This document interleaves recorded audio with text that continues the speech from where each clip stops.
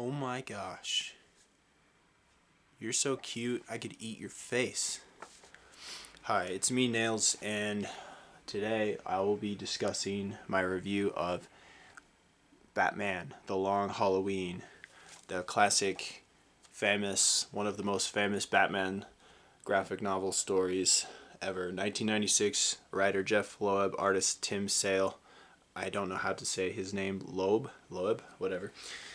Okay, so first of all, I want to talk about the art. So it's very noir, heavy shadows, typical of Batman. Um, just anatomy has personality, the badassness, and it's just very has a sort of like so many just iconic, less is more, monochromatic decision making. Detailed but not too detailed, and it just really complements and brings everything to life.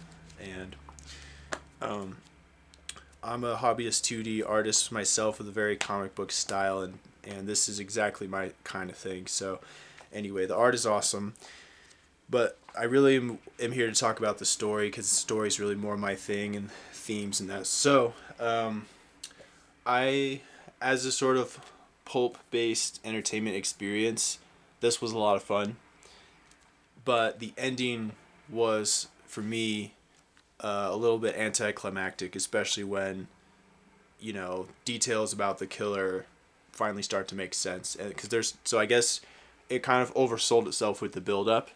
So in this story, basically, I'm gonna assume that you know the very well established Batman basics of the lore and universe, so I don't have to over explain who certain characters are. So you got the new district attorney Harvey Dent, police commissioner Gordon, and the Batman, basically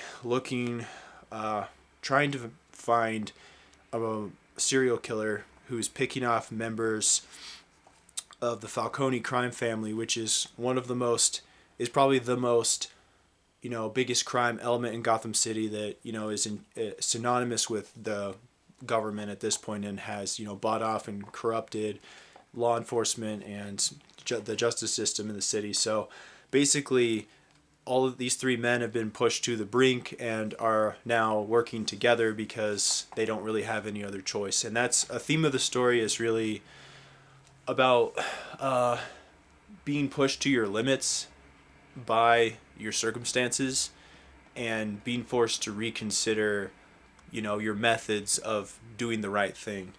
And that's really going to stick with you, and it's hard not to spoil the story completely, which I won't be doing in this video by the end of it. But essentially, they agree that they make some sort of weird compromise that isn't the best written out, that scene, because it leaves a lot of things vague, which is, typical. The comic book medium has some restrictions to it in terms of writing, I would say. This would have worked great as a crime novel, actually. I would literally read this as a crime novel adaptation to get more dialogue on what they were intended. But basically, they seem to me, my interpretation of it is that they make a promise that they're going to have to break some rules, but not to the point of becoming like their enemies and actually, using violence or killing or those similar types of fear tactics to find the holiday killer. Because every holiday for a year, which is why it's called the Long Halloween, another murder happens with similar events that suggest the same killer. By the end of the story, certainly, Harvey Dent. This isn't really a spoiler, considering if you know who Harvey Dent is.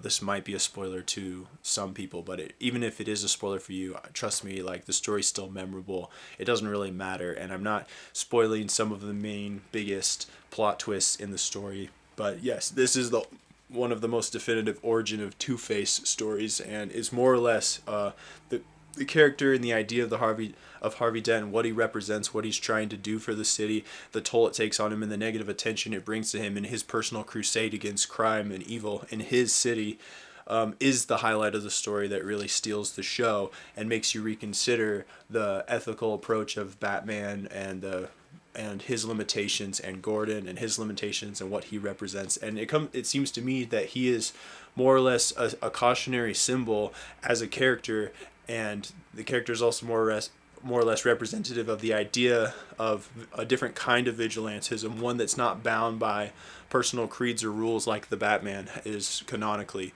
So, and what that does is it frustratingly, so I love and hate how that plays out. So essentially, without giving away the details, Harvey Dent supposedly becomes the only way to rid the city of the killings is to become like that evil himself and take a fall where his allies are not willing entirely to do so. So this is the thing that I hated about it, is that it makes, you know, any sort of inspiring, heroic, altruistic, ethical message convoluted and appear ineffective. By the example of the Batman, who does very little to actually help protect any potential innocent victims that are connected to the killing spree. And so, but you could almost argue ethically that the ethics of the story are, you know, convoluted AF, because Harvey Dent supposedly, in stopping the killings by the way he chooses to do so, at the, you know, at the sacrifice of his own influence from a legal and social influence for solving crime, which wasn't going to work anyway because the city is already totally corrupt, almost completely corrupt, down to the very citizens.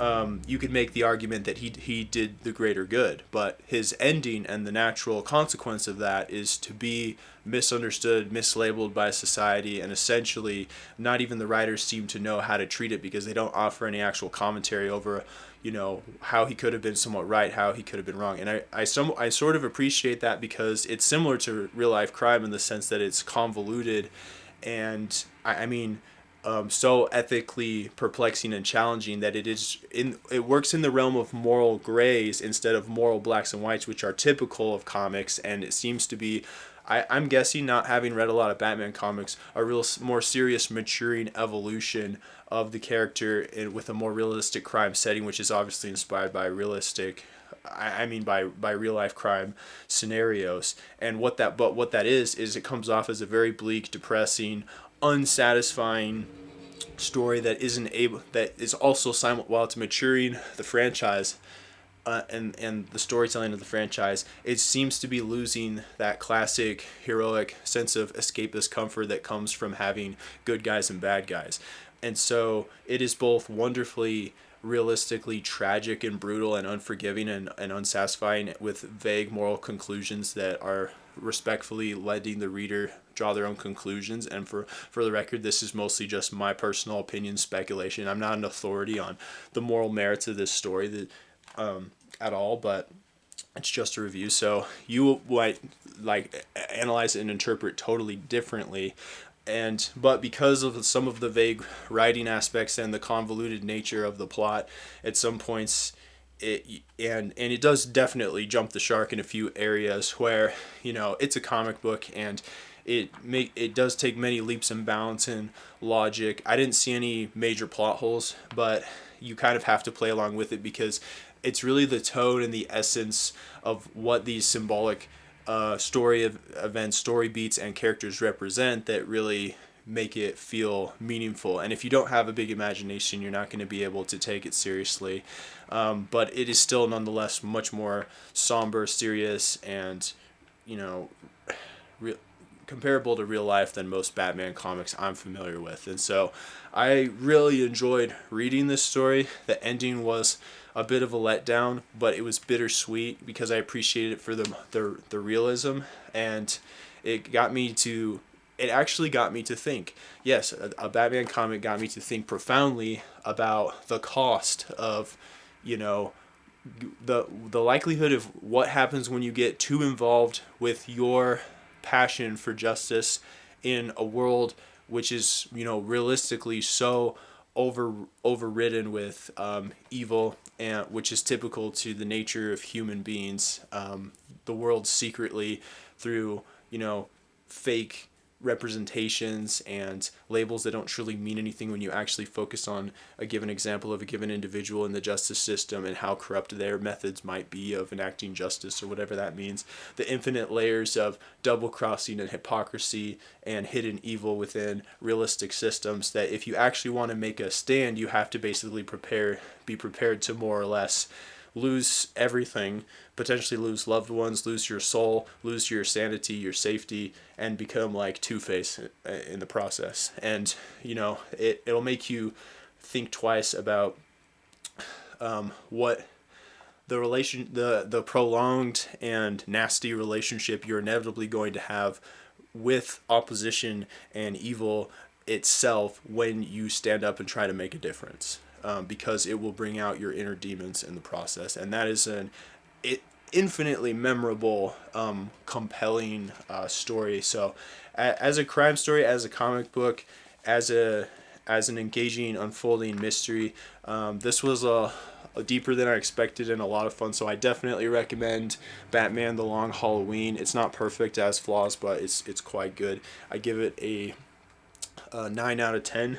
And then I'm reading the sequel, which came out a few years later by the same writer and artist, which I've also heard good things about, Batman: Dark Victory, and I'll give you my review of that shortly. But please, as always, send me your recommendations of stories of similar value that you're familiar with across any and all genres. Thank you. So, yeah. Keep these streets safe. It is only what you do that defines you. Peace.